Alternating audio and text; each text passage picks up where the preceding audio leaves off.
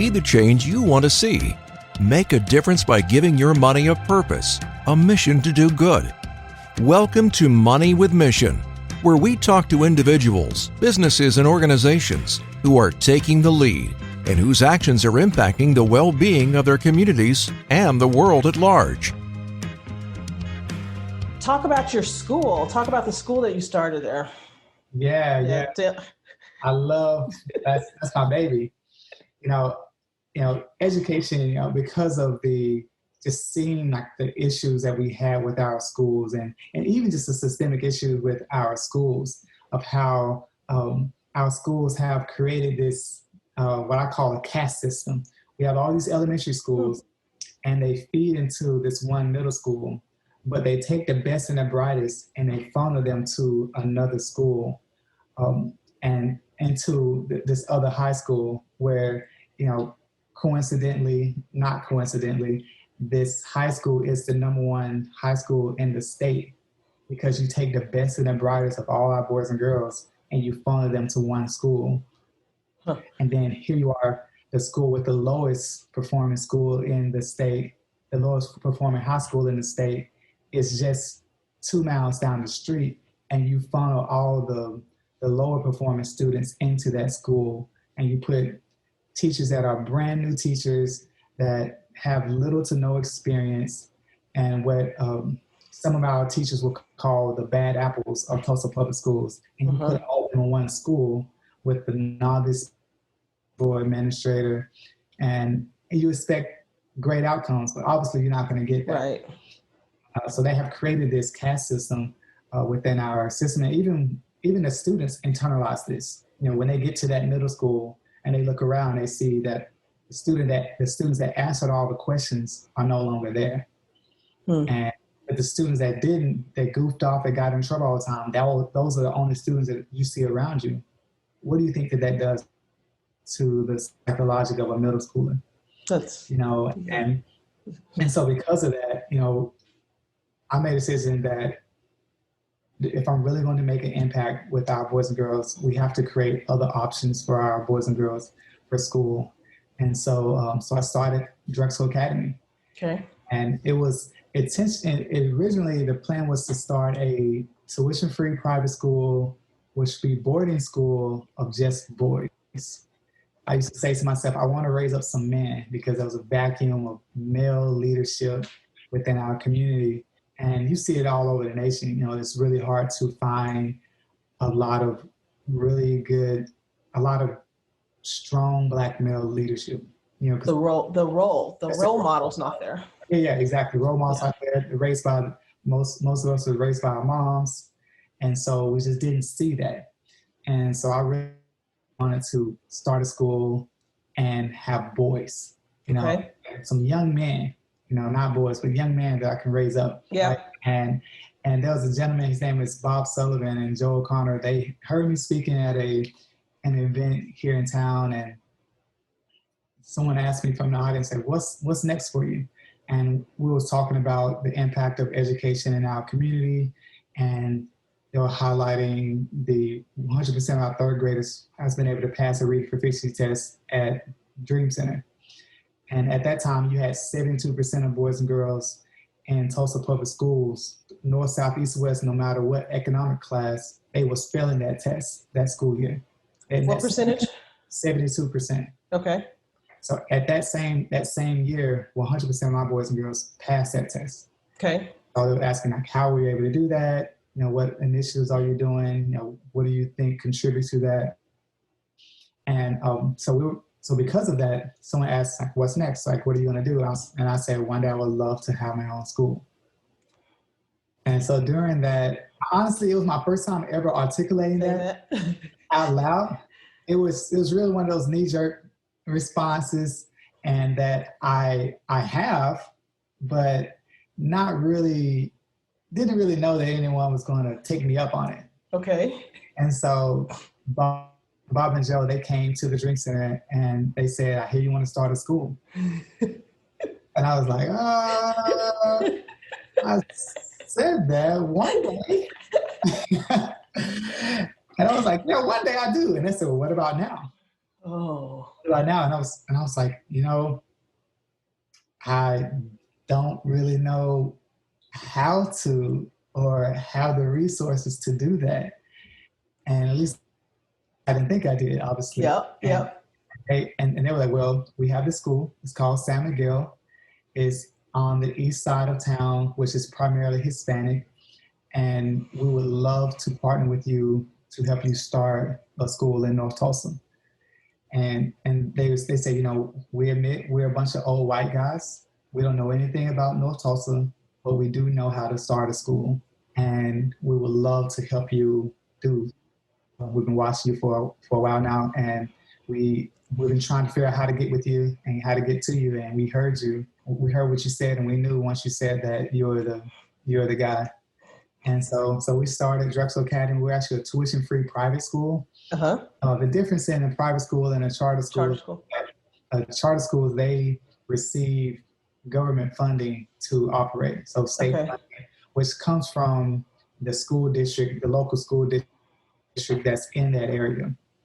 And the premise is that the charter school, they operate off of less. And that's why a lot of charter schools say, well, we do more with less. Okay. They actually get 70% of what is typically allocated to a student than that 100%. So, for instance, if they're receiving, if it's $10,000, they get per student, they get $7,000 per student at a charter school, and then the charter school goes on to raise the other 30%. They raise the other $3,000.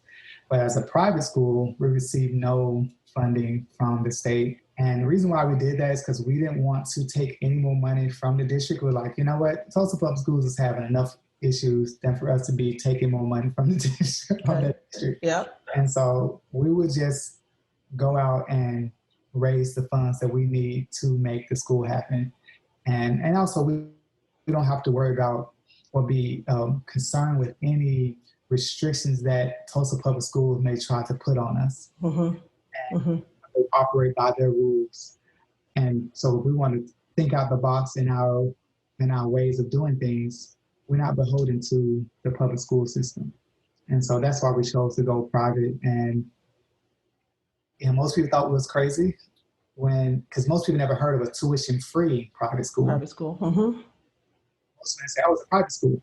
Oh, no problem. Like, you guys have all the money you need because these are wealthy kids and they're able to perform.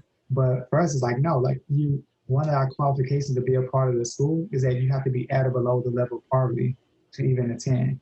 Okay. Obviously, I would say 100% of our kids are make that qualification, but that's not the case. Okay. One, my kids go there. Okay. And also my staff kids go there. Okay. We say all the time, we believe that we are the best school in the city. And if we're the best school in the city, obviously I want my child to be at the best school. And obviously the teachers want their kids to be at the best school. And so we can't say we're the best school and not really put our, actions where our mouth is, and that's have our girls at that school as well. Yeah. Yeah. And, so obviously, they're not at or below the level of poverty. So that changes that statistic and not within our body. But then also I have a few friends of mine that they want their kids to be a part of the best school as well. And so I allow them to come as well. I like that. Yeah. Oh wow. There's so many. Is it still a boys' school, or do you have girls? Co-ed. We are co-ed. Okay. And I want it to be all boys, but my board, and they were behind me with everything. But there was a couple of board members. They were like, "What about girls?" And then my wife was in there, and like, "You have a daughter." And I was like, "You're right." So, what school is your daughter going to go to? And I was like, "You're right. I don't know. I guess I'm going to have to let her go." Can't keep your daughter out of the best school. The best school, exactly. And so, between all the women in my life and board members that I highly respect as well, I caved. And you're happy with that? How long has the school been open? We're in our 5th school year. Okay. And we just graduated our first group of boys and girls this past school year. And it has been absolutely amazing to see them move up to the next level. Mm-hmm. and how they're outperforming their peers. And I knew they would. And Yes. so it's kind of one of those things like everyone was wondering, is this school for real? And we can't really tell until we see the boys and girls step out of the building and they Yep. step on the same plane as all the others. And when they did that, they were outperforming, students that even at, really popular, very expensive private schools. We had a number of students where I say those poached from our school into these To go into their school. To go into the schools, and these schools that their tuition is like $10,000 a year. Okay. And so very wealthy schools that they wanting these young minds to come to, and because they wanted a diverse student body. And with that, there has been a layer of I don't want to say problems, but it opened up some new situations for me to have to figure out and navigate. Because now we have boys and girls that grew up in poverty, that was at Drexel, that we've been helping them, teaching them a different mentality, but now they're moving into this very, very affluent community that it just was not used to. Okay. And never been a part of. And so just helping them navigate through that has been very interesting this school year. And because of distance learning, it hasn't been as bad, but nonetheless, like it has been something that we've had to navigate our boys and girls through, but they've been doing well. So you stay in touch with them after they leave your school. It's not like you're out of here and we don't talk to you anymore. These are my children, yes. And I'm going to keep track of you. Yes, all of the kids that have some type of impact, that have been in my sphere of influence, I call you mine. And I will follow you all the way into adulthood. Just a few weeks ago, I had the privilege to drive up to Iowa State, and I dropped off a young man, and I've known him since he was in the first grade. And his sister, the week before that, I dropped her off at Jackson State, Mississippi, and of the HBCU. So I was, yeah. He told me, he said, I felt like I let you down because I didn't go to HBCU. And because I do push HBCUs. Not that I didn't go to one, I went to Georgia Tech, but I had roommates that went to Morehouse. And so at Morris Brown, and during that time, I just saw the difference in my education and theirs. And so it made me a believer in HBCUs, even though I never attended. HBCU stands for Historic College University. There you go. So just don't want to leave anybody behind, so people don't know that. Exactly. Yeah, absolutely. Folks out there, I didn't know what that meant until I was an adult. So don't feel bad if you're just now learning. So yeah. You've seen children grow up and go to college. How many kids are in your school? So at my school, we have 105 students. Okay. Our format is small classroom sizes, longer school days. So okay. No more than 15 students to a class. And we're pre-K through 5. Okay. So, when you do the math, that's 105 students. And so we're full capacity, waiting lists on all grades. I tend to not enroll new students in 5th grade just because they're typically coming in at such a deficit. Yeah. And our boys and girls, it will do a child a disservice if we bring them in the 4th grade or the 3rd grade or the 5th grade at Drexel, because their peers will be so much further ahead of them. Mm-hmm. We tried to do it with a few, and it was tough, and it kind of shook them. And we had to apply a lot of support to those boys and girls to get them where they need to be, just confidence wise. Yeah. To be able to navigate through the school because everyone in their class was just so far advanced.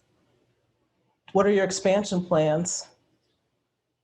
Now we have, because of COVID, it has really opened up a interesting opportunity where, given the funding, I would like to continue. We're using CARES funds right now to have a teacher assistant in every class. Okay. Right now, our boys and girls, we gave up the teachers, the parents, the option to be either virtual or traditional. Okay. The vast majority of our parents chose traditional. So the boys and girls are face-to-face, but we have teacher assistants in each class to man the virtual learning that's taking place. Okay. So essentially what is happening in each class when it's time for the math lecture, the teacher in the room is streaming that math lecture to the boys and girls virtually while she's facilitating it with the students face to face. And it has been going flawless. And because of that, really looking at what is the possibility of us expanding that the virtual side of the school along with the face-to-face. So that we can keep that 15-to-1 ratio, but say, okay, we can add another 15 students virtually. Because most of the classes, they have 3 to 4 virtual students while our face are in traditional. Okay.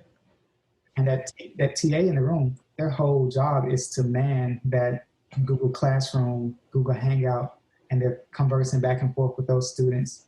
And the students are watching the teacher as she is doing the lecture from the whiteboard. And so we have cameras where the TA is following that teacher with the camera so they can see and be a part of the class virtually, even though, the teacher is in the classroom, and they're not left out.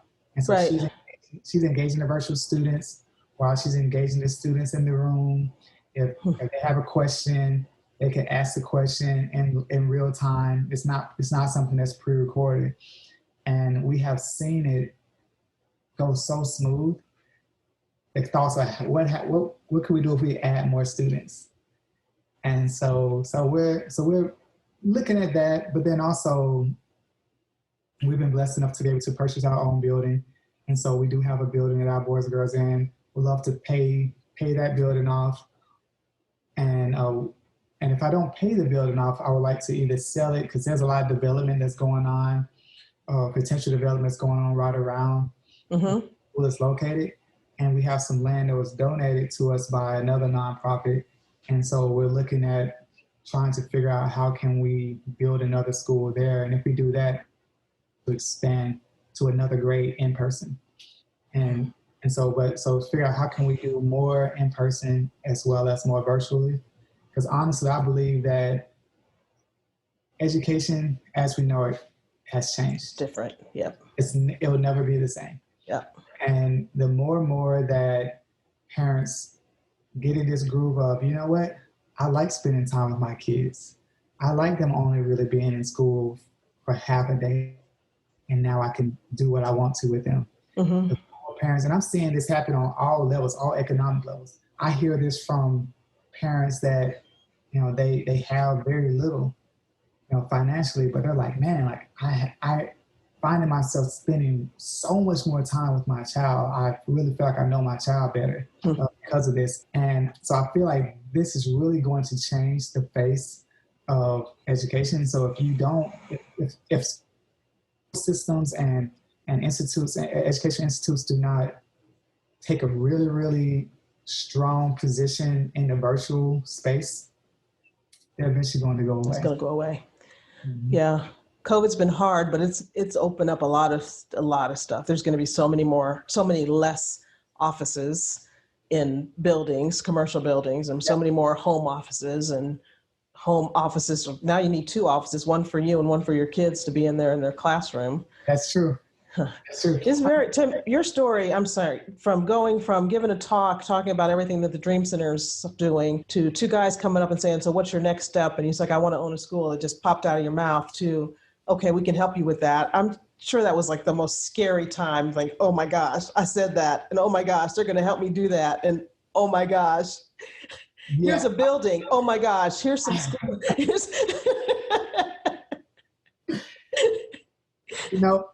It's funny because, it is like that. It's so often that I look up and I say to myself, like, what in the world did I get myself into? And honestly, it's kind of like once I'm in it, it's like, well, we're in it now. We can't change it. Fine. And between that and the people around me that, like the parents, The moment I said I was opening up a school, it filled up. Wow. And I'm really big on being a person of my word. And so once I said it, it was like no going back. Like we're opening up, and we're going to be third. We started, we did kindergarten, first and second grade. And then we added third and pre-K, then we added fourth, and then we added fifth. Okay. And I was like, man, like we have to do this. Like we can't, there's no turn back. And then there's so many people that, you know, in my mind, like if the fact you enroll your kids, that means you believe in me, you believe in what we're trying to accomplish. And so it's super, super humbling on my end and I'm like, wow, like sometimes I remember telling some parents, like, I don't know if you guys are crazy or I'm crazy. Or maybe we're both crazy. Here you guys are bringing these boys and girls to come to a school that was founded by a high school dropout. But you trust me enough to say, you know what, this is where I feel my child is going to make the most of themselves. And then allow me to be in your child's life, like, all the time. Yeah. Again, I'm getting phone calls from parents like, can you talk to him? He's not listening to me. You know, so you get those phone calls like, I just need you to come over here right now. Click. And I'm like, okay, now what voice is that? What voice Who is that? And I'm going and I'm like, oh, what are you doing? You know, it's those moms that have and moms and dads even that has said, you know what, you know, I know that PT has, you know, really loves my kids and wants to see the best for them. And so, yeah, so it all those moments where I think like, man, what am I doing? Like, you must be crazy. It kind of goes where it's like, man, there's people that's counting on this happening. And the energy comes from somewhere, because that's not all that Tim does, everybody. Tim also has a real estate development company and does real estate flips and is really revitalizing the neighborhoods in North Tulsa. Talk about that part of what you're doing in your life. Yeah, I mean, like, that is kind of completing the circle in my mind. Yep. You know, the goal is to revitalize the community, but you can't revitalize the community without having people that are revitalized as well. And you're raising up a generation that's going to come back and make an impact in a community. You know, they may go off to school, but they need to come back to something. Mm-hmm. And, you know, if we didn't take time to do anything with housing, they would have nothing to come back to. And so I need them to want to come to a community of homes that warrant someone with a high school, with a college degree, a working class person or an entrepreneur to be able to come and say, you know what, like, yeah, this is a neighborhood that I can live in and I should live in and I want to live in. And so if I would have just ignored the housing aspect of things, it's like a three-legged stool. You know, you need that third leg for that stool to sit, and you have to have it. And so, as you know, so that's really the reason for that. And I got into it, I say, about 8 years ago, and that's what really it hit me when I was talking to a mom. And she actually she walked into the Dream Center and she said, Pastor Tim, what schools do you go to? What schools do you go to? And I was, as far as after school, because we pick up from certain schools. Okay. I brought them to the Dream Center every day. Okay. And she's like, what elementary schools do you guys go to? Because, you know, there's people breaking into our house. And someone broke into our house the other day. They didn't get anything, but I ran them out of there. But I don't have time for this. I'm gonna get another place. So I just want to make sure I move where you can still pick up my kids from school. Okay. And I told her the schools, and you know, we went on about our way. Well, then maybe about a week or two later, maybe a little longer, maybe 3 weeks, 4 weeks went by. another lady came and another mom. She said, Pastor Tim, what do you have any rooms that you can rent out that you got to? And I was like, I said, rent out, like, I'm not going to charge you for a room. Everything we do for the free 99 here. Like, so Yeah. like, what do you need a room for? And she was like, well, like, I want to start a neighborhood watch because we're having all these break-ins and they're not going to run me out of my home. You know, Okay. I own my home. And that, it triggered a thought to me. I was like, homeowner agency.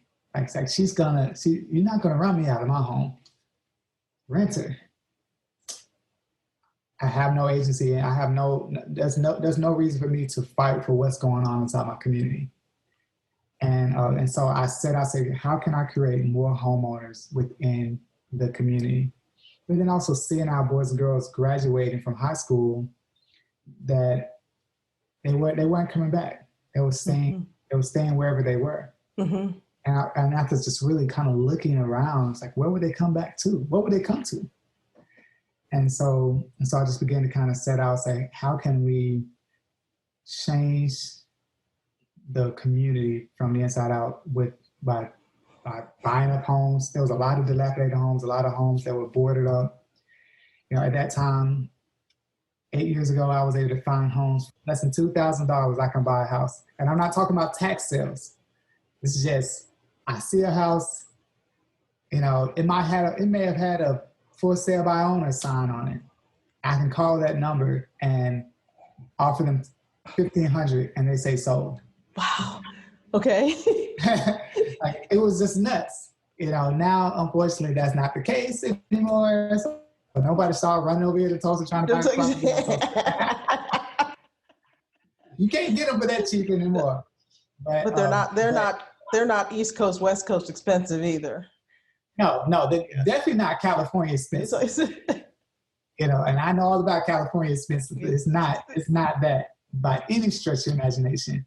And so I've just been able to, I started purchasing homes and fixing them up and starting real slow at first, because I didn't have never really made a lot of money at the Dream Center. It's a nonprofit, so how much money you really expect to make it a nonprofit? That's not really why I was there to make money. It was really more it's more purpose-driven, more mission-driven. You know, that's why I was there. And so I began to just work really slow, but if I'm picking them up at $2,000, so, you know, it may take me a few months to save up $2,000, and then I'll put $10,000 into it. So it may take me another, 6 to 8 months to fix it up, and just slowly just doing everything on a cash basis. Okay. And over time, I'll fix them up. I'll put a family in it. I'll rent it out, via Section 8. And it'll be a family that I know that they're connected with me. They're connected within the Dream Center. They go to my school. And during that time, I would put them through a process of, let's get you to a point where you can position yourself to own this home. Mm-hmm.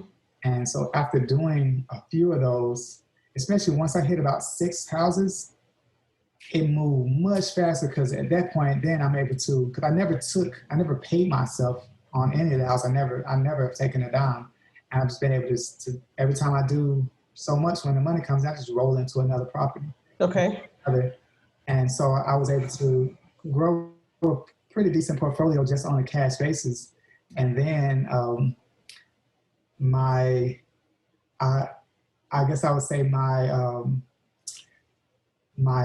sometimes I have these hood ways. I say, okay.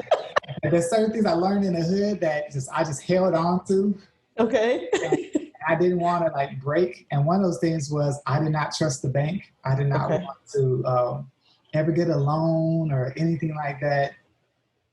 And I operate on cash basis on everything. Okay. And I finally put my hood way aside and say, you know what happens if I refinance some of these houses?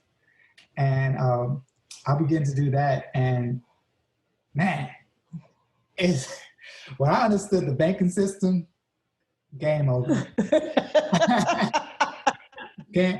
People don't say all the time, you use an OPM, like, I don't know what you're talking about. What is OPM? Like, other people's money, for those who don't Yeah, know. yeah. And once I learned how to use other people's money, man, Game. oh man, game over. And So when I was last in Tulsa, you were talking about this possible 200 house portfolio that you were looking at, $7 million. I mean, that was, and this is all North Tulsa, everybody. This is revitalizing a complete, I mean, this is huge stuff to me. Everything that Tim is doing is about making North Tulsa better, making the people or helping the people of North Tulsa be better, feel better, increasing self-esteem, just all the things that you need to have a better society. Tim is doing amazing things, great things. This has been an amazing talk, Tim. We could go on. I know we've touched the surface, and I know that people are going to want to get in touch with you. We will have Tim's contact information in the show notes so that, and we ought to even get some of your before and after pictures in some show notes so that people can see the kind of work that you're doing. How many houses have you been able, how many of your residents have you been able to actually get to buy your property? Have you gotten that far yet? yeah, so we've been able to transition 20 into home ownership. Listen to that. And so actually I have a closing on Thursday for number 21. And so it's really exciting. And tip I talk to the kids all the time about begin with the end in mind. Uh-huh. And so I changed my model of, instead of finding a property, then run out trying to find a buyer or a renter, I have a buyer, and then I go and find property. Nice. And that process has really helped well, because now when I built a relationship with so many people, Mm-hmm. and so now it's just a line of people that I'm trying to figure out, okay, who can I need to find a property so I can get these kids out of this slumlord situation. Yep. You know, and there's so many slumlords in North Tulsa. There's easily 80% of the homes, 90% of the homes. I can show you a map of all of these homes most of the homes in the area are rentals. And owned by somebody out of state, probably. Yeah, a lot of them are out-of-state investors, and that are absent too. They just don't realize what's going on. Mm-hmm. And there's a property management company that's just banking on these people, and they're not aware of the condition that these families are living in. Because honestly, I'm naive enough. I'm probably so. I believe the best in everything. Yeah. So I assume that your intentions would be that you would not let someone live in the condition of the home if you just knew. Mm-hmm. Very often I take pictures of homes and I send them to the address of the homeowner and say, hey, just to let you know, this is the condition of this home. A family is living here. They have kids. You know, these are their ages. This is the family. I know it's managed by a different company. You probably can stand to not have this part of your portfolio. Why would you let me buy it from you? And so that's my strategy. So I've been buying homes with families already in them and just buying it out from under while they're still there. And then I will move them into another property, fix it up, and then move them back. Mm-hmm. Move them back in, financial education, get them on the road to be able to purchase that property. That's the end game, is have homeowners, not renters. Exactly. I mean, these families, they were renting homes for 8 to 10 years at a time. Mm-hmm. Mm-hmm. And most of them Section 8 the whole time. What they don't know is that Section 8 has home buying programs, home ownership programs. Oklahoma Housing have home ownership programs. It's not on the front page of the websites, but they would literally, Oklahoma Housing will pay your mortgage. Wow. If you qualify. I'm wow. Like, what? Wow. I receive mortgage payments from the state for some of my clients. From your, wow. Yeah. And okay. I just probably trying to find a bank that'll do it. And so some of those I would just carry the note, and I'll just be the bank. And I'm at a position now that I can do that. And so yeah, so it's been great. Tim, thank you so much. I could, like I said, keep talking to you forever. And I'll be in town next week, so I'll get over there and we'll chat some more. Awesome. Everybody else, we're going to sign off. Remember to give your money a mission. Leverage every dollar you invest to improve communities and your bottom line. And I'll see you next week. Take care. You've been listening to Money with Mission. There are projects happening right now where you can make a great return while positively impacting the lives of others. To learn more about today's guest or to download 7 steps to building resilient wealth for women, visit www.moneywithmission.com.